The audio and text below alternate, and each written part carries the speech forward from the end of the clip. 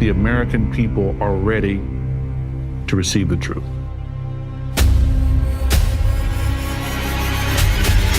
Humanity is not the only intelligence in the universe. Humanity is not the only intelligent species. We are absolutely not alone. Non-human intelligence exists. UAPs are real, they're here, and they're not human. I spent 25 years as a senior official with the CIA. I've worked on highly classified UAP programs. 28 years as an astrophysicist. I served as the 4th Director of National Intelligence. Director of Aviation Security in the National Security Council. A one-star admiral after 32 years of service. People that come forward with this, I feel like they've taken their life in their own hands. I was recruited to a highly sensitive government program that investigated unidentified aerial phenomenon. For over 16 years, on behalf of the U.S. government, I worked as a senior intelligence official on the unidentified aerial phenomenon topic. We learned that the U.S. government was involved in a long-running secret war with other nations to collect and reverse engineer vehicles not made by humans. I have seen with my own eyes non-human craft and non-human beings. So look at that thing. It's rotating. There's a whole fleet of them. The first country that cracks the code on this technology will be the leader for years to come. China has established its own version of a UAP task force. You think for a second that they wouldn't consider using it to achieve their ends of domination? This is similar to the Manhattan Project. This is the atomic weapon on steroids. This is so secret, very, very few people in our entire government have been allowed access to it.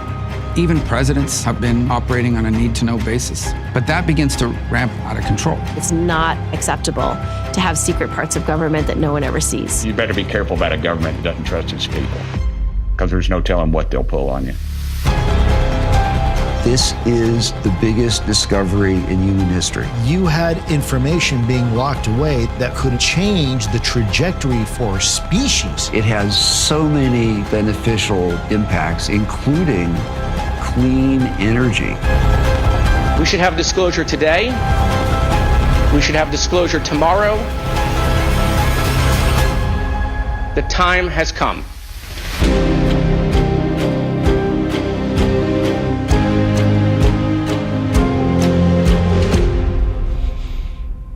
What else you want to know?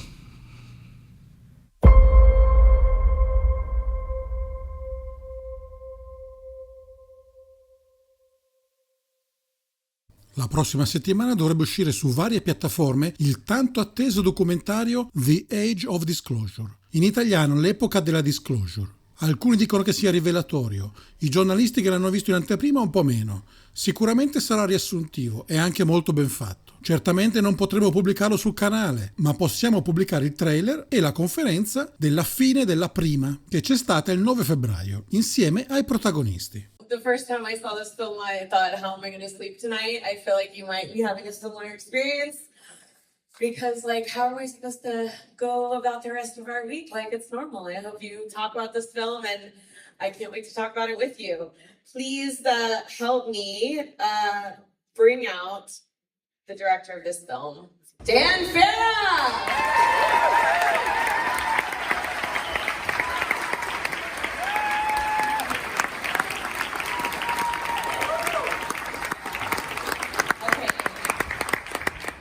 Dan, this is unprecedented. We're getting your friends first? Yeah, let's do it. Let's do it. But first, before we invite just some folks that's want to thank. Yes, of course. Starting with you and South by Southwest.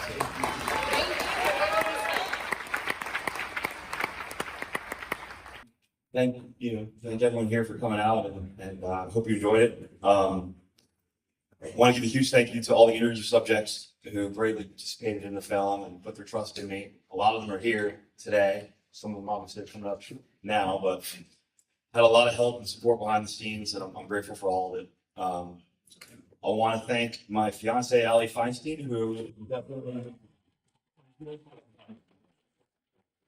beyond supportive and understanding while consumed our lives for 2.5 years going down the UAP rabbit hole. And I want to thank Born Ready Films, Sheriff Senderoff is here. She's one of the EPs. And my partner, Aaron McDonald, super supportive from the very beginning. Some key members from the production team are here that were in the trenches with me daily. I want to call out Colin Frederick, who's over here somewhere. So, it's the line producer and wore a lot of hats on this film. Couldn't have done without you, buddy. Vincent Wren, our amazing cinematographer, is here. Blair Mollett, a composer, did an amazing job. He's over here somewhere. My brother Andrew Farrell is also an EP on this journey with us. Now, I'd like to invite up some of the interview subjects that are here with us. Let's see, I have a list here. So, start with Brett Federson, former director of aviation security on the White House National Security Council. Commander David Frater, former Navy fighter. David Frater. Coming. We got Dr. Gary Nolan, Stanford University School of Medicine, who was advisor of the CIA, ATIC, and the UAP Task Force on biological effects of UAP. Jay Stratton, former director of the UAP Task Force. Mike Gold, former NASA official, member of NASA's UAP study team. Lieutenant Ryan Graves. And on behalf of Congress, Congressman Tim Burchett, who's now a member of the House Task Force on the Declassification of Federal Secrets. And Admiral Tim Gallaudet. There's a bunch of legends. So before we start this Q&A, there's other people in the audience that were in the film. We only have so much room up here, so I'd love for everyone to stand up just so we can give you a round of applause.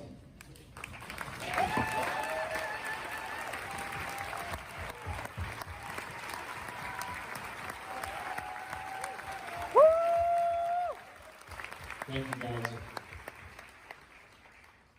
So yeah, before we start, I'm just so grateful that all these guys and everyone here and everyone who couldn't be here put their trust in me and were comfortable doing this and bringing this information out to the public. Couldn't have done it without you guys, and yeah, it means the world to me. So. All right, let's get this started. Obviously, this is unprecedented. It's groundbreaking. Thank all of you for participating in this film, and Dan for making this film for us. This is obviously something that we could talk about for hours and hours, about all the things that you learned through the process of making the film. But now that it's been shown for the first time, what do you feel like is the most surprising realization for you? For me, I would say, despite the fact that this is clearly a very serious situation and there's tremendously high stakes and leadership from both sides of our both political parties are clearly on board, taking it seriously. Despite all of that, the public is largely very unaware and totally in the dark. And so my hope is that this film changes that, or at least starts the process of changing that. And yeah, that's the most surprising thing for me. When you meet very aware people who follow the news, are well read, and they're clueless to all of this. So I'd like to hope that the film will change that. I think it will. Also, it just did such good disinformation. I want to see like part 2, 3, 4 as things start to get disclosed.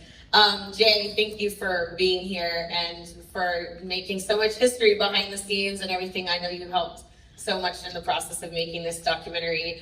Can you say a little bit about how it feels seeing, a plan that you really pushed into motion and all the hard work finally come to light in the public way? Sure, on the big screen here at South by Southwest. Wow. And this is for all of you, and this is for humanity. And thanks, Dan. So, very important message, and I'm so proud to be a part of this and bringing this to you and really kind of turn it around on you, right? It's in your hands. Lots of time over the years, countless hours with Congress, with the executive branch, pushing this message forward. And what I want to say is, in those countless hours, I have given them information. I've given them not only the existence of non-human intelligence, but the address to go look to see it, and they were denied access. So with your help, and your help, let's keep it rolling.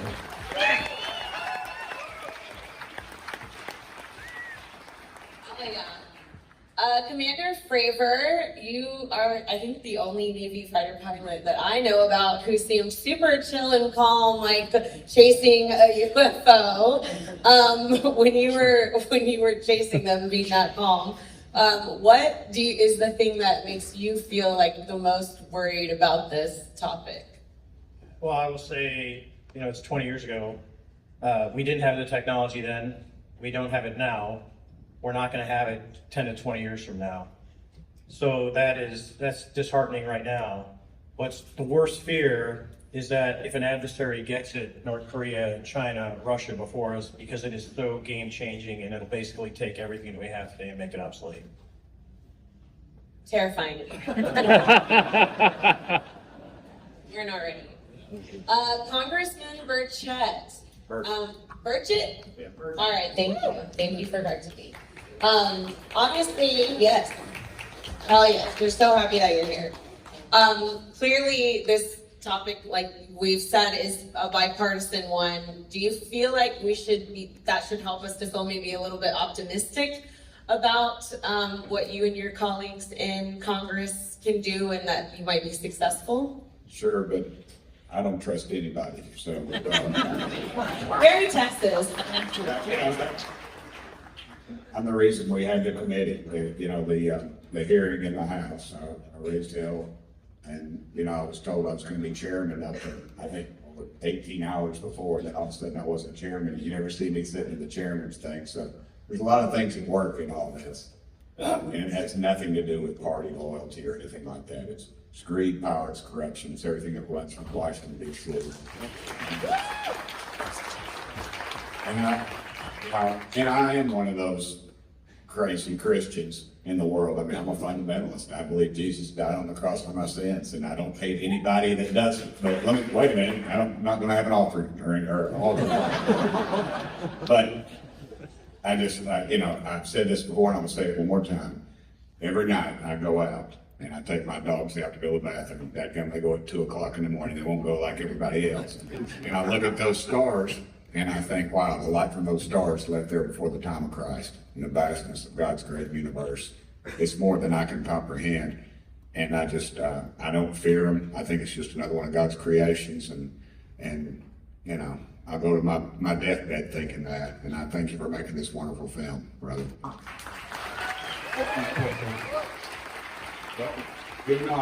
Be not trust Washington. As we say in East Tennessee, it is crooked as a dog's leg.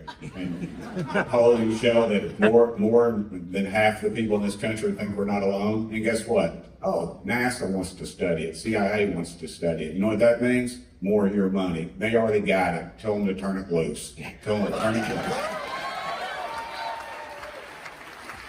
Oh yeah, I'm so excited to be. For Brett Feddersen, I'm gonna have to read this. You were the head of aviation security on the White House National Security Council, and you represented the Federal Aviation Administration on the government's UAP task force.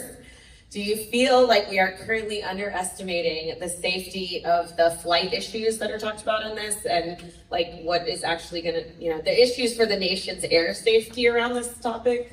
Yeah, absolutely we are. I think history shows we underestimate quite a few things until they really kind of creep up on us, like 9/11, and then we're realizing, oh, we missed all the signs all along. And so thanks to Dan for starting the conversation. I think, December with the drone incidents we had in New Jersey, all across the country in the last couple of years, and the fact that we've been trying, and Jay was big to pilot this, trying to get commercial pilots to acknowledge that they're seeing stuff and then report it back to the federal government. We've got a long way to go. We're still having problems with just identifying drones, but UAP should absolutely be part of that. DHS came out a long time ago with see something, say something. So if there's anything else I can say about underestimating it, it's in your hands. So if you see something or you know somebody that has it, don't be afraid. It's hard to identify things, but let the professionals take it, but make sure you pass it along. And we definitely need to have the government be more transparent in that ability. Yeah, one of the things when I watched this, the idea that they don't use radar anymore was like, wait, what? Like, so many things in this film. For Lieutenant Ryan Graves, you've made it a personal mission to really publicize the air safety concerns that were presented. Can you talk about what you think needs to happen to actually make progress in that? Yeah, absolutely. I've been working on this issue both with commercial pilots and military pilots since I got out. I learned in 2017 when the New York Times article came out that we saw mentioned here. I saw that as a cry for help, that there weren't the proper procedures and line of access to be able to resolve this issue. And I took it upon myself to provide a resource for pilots and others to report to. And what's very clear to me is that this is an ongoing issue for them. They have to deal with this in the course of their professional duties, and they don't have the proper tools or mitigation processes in place in order to deal with this. And so they're left out there on the front lines dealing with something that can be quite disturbing and quite powerful to people. And they essentially have to keep it to themselves without being able to share that or pass it to someone that can help resolve it. And that's what I'm working on. We need to have standardized reporting across the United States, both for military and commercial pilots as well as civilians. We need to have the proper resources behind that reporting system to be able to investigate, run down, and potentially advance the conversation about what we're seeing in the skies and provide those safety reports to pilots so that they can accommodate them and be prepared for them when they first see them. And I think this film that Dan put together is going to have a great impetus on removing the stigma that prevents a lot of those pilots from reporting as well.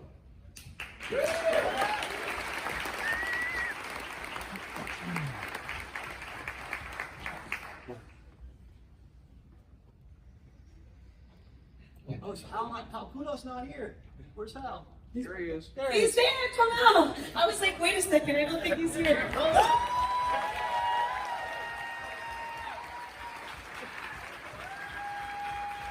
Whoa! My next question was for you. Since you have been the this time after being scientists, yes, we're so glad that you're here. Okay, as a chief scientist at ATIP, I know you know better than anybody the breakthrough technology could be used for good or bad.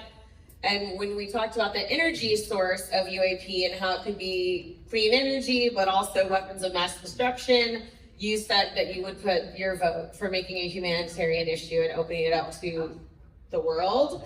Do you think that humanity can handle that responsibility?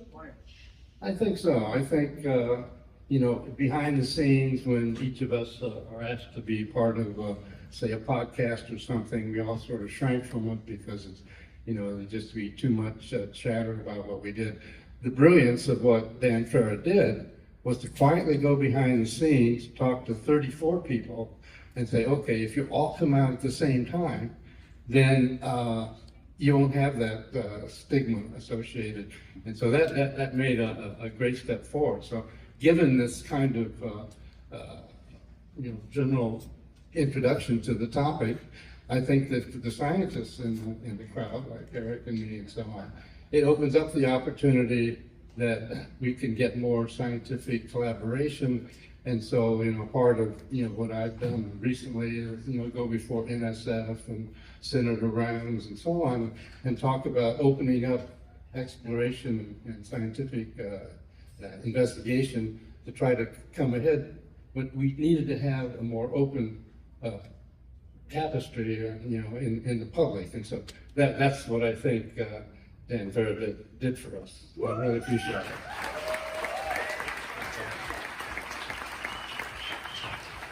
Can I have all y'all just take a little bit of step away from the screen for me? I know you're making my projectionist nervous. Dr. Nolan, can you speak a little bit about one of the things I had never heard anything about was the biological effects that have been seen from people who've interacted with the crafts and how it's made these biological changes on human beings.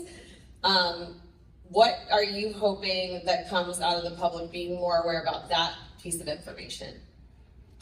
Well, I think the first part of it is that, our servicemen and women and intelligence community operatives are being put in harm's way often at, even though they don't even know what's being done to them. And that offends me deeply as a scientist and somebody who works in medicine regularly. I mean, it was basically how I got brought into this, was being shown the kind of data that had people who clearly were harmed. You just can't argue with it. And what was fascinating was, and this sort of gets back to the theme of stigma, when I approached some of my dearest colleagues at Stanford saying, hey, here's this data, I've been allowed to share it with you, and they asked, well, how happened? They said, well, it was UFOs. Oh my God, it was like, I'm sorry, I have something to do. But what was fascinating though, and I think that this film is really gonna help that, is this put together a consistent story told both with emotion and facts. And the facts aren't just these events happen, but here are the conclusions that we have actually dared to come to about what they are. And that's going to help me trying to convince my colleagues, both at Stanford and through, say, the Soul Foundation, the other things that we're doing, to feel more comfortable to come forward themselves. So this has done a great service, I think, Dan, what you've done here, not just to the community at large, but to the academics that I try to serve.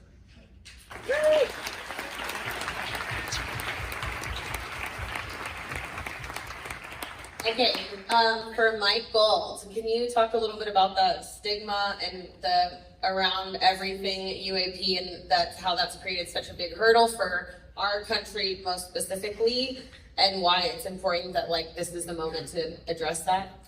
Sure. When I was on NASA's UAP independent study team, we had a number of academics, and just for participating in the UAP independent study team, these academics had their careers threatened, not even for saying that UAP was real, but just for having the temerity of even looking at the topic. How can you conduct science under those conditions, where there's such bias and such prejudice?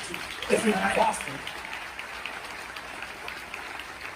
And that's why we need the power of film. What Dan has done, and the heroes of this stage have named him, is to create a documentary, the Power Film and South by Southwest for putting it forward, to push back on that stigma, to acknowledge the reality. We look at the power of an inconvenient truth, of what that documentary did. Well, here's a really inconvenient truth. And thanks to Dan, we're pushing back. But let this film be a call to action. As Jay was saying, let this be a catalyst now for all of you to call your members of Congress, demand transparency, demand accountability, and demand the truth on UAP.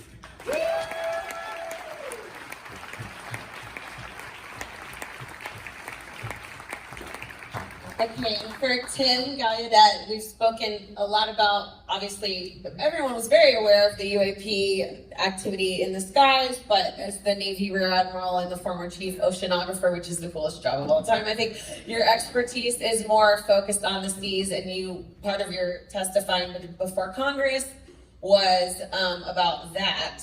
Can you talk a little bit about what you think should happen next with regards to that? And if you think what is happening down there is as shocking as what's happening up here and we just don't know yet?